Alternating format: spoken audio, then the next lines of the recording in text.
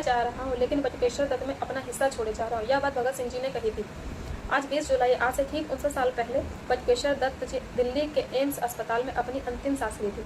जब वो मृत्युशैया पर थे तो भगत सिंह की मां 85 साल की विद्यावती देवी जी बटुकेश्वर दत्त के पास बैठी थी। उन्होंने उनका सिर अपनी गोद में रख रखा था। उन्हें लगता था कि बटुकेश्वर दत्त में भगत सिंह जी का हिस्सा जीवित है और वाकई बटुकेश्वर दत्त भगत सिंह का हिस्सा बनकर ही जिए। बटुकेश्वर दत्त को भगत सिंह के साथी के रूप में ही जाना जाता है, लेकिन उनकी कहानी सिर्फ यहाँ तक की नहीं है। उनकी क्रांति की शुरुआत कहाँ से हुई क्या आप जानते हैं? मैं आपको बताती हूँ।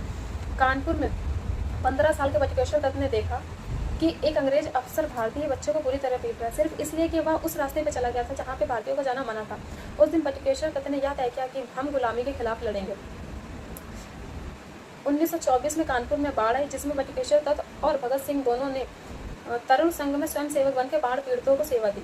उसके बाद भगत सिंह और बटुकेश्वर दत्त की दोस्ती बहुत गहरी हो गई। 8 अप्रैल 1929 का वह दिन था जिसने इतिहास को बदल के रख दिया।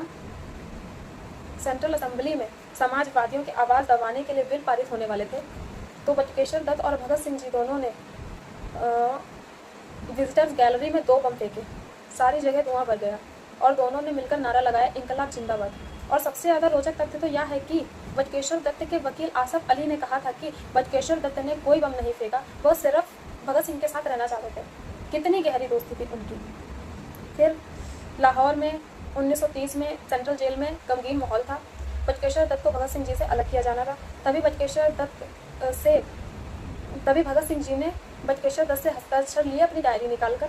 उसके बाद बटुकेश्वर दत्त को भगत सिंह जी ने एक पत्र लिखा कि मैं मर जाऊंगा लेकिन तुम जीवित रहोगे, यह आजीवन यातना भुगतने के लिए।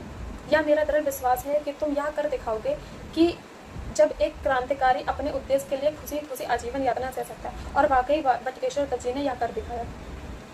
अंडमान के काला पानी जेल में भयानक यातनाएं झेली, भूख हड़ताल की, भारतीय सामाजिक राजनीतिक कैदियों के अधिकार दिलवाए।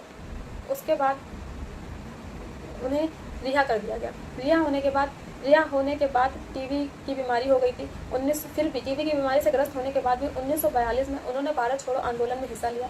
1947 में भारत आज़ाद हुआ। बटुकेश्वर दत्त को क्या मिला? कुछ नहीं, ना सम्मान, ना पहचान, ना आर्थिक सहायता। भारत अपने इस महान सपूत को भूल गया।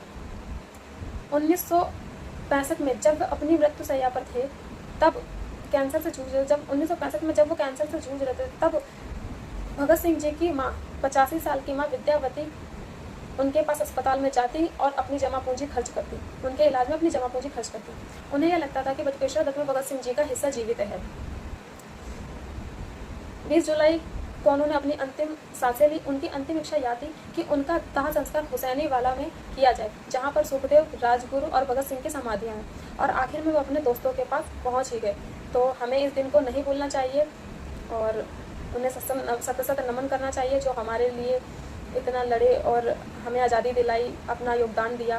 तो ऐसे महान वीर सपूतों को हमें कभी नहीं भूलना चाहिए। आज के लिए इतना ही, तब तक के लिए बाय बाय, ध्यान रखें अपना।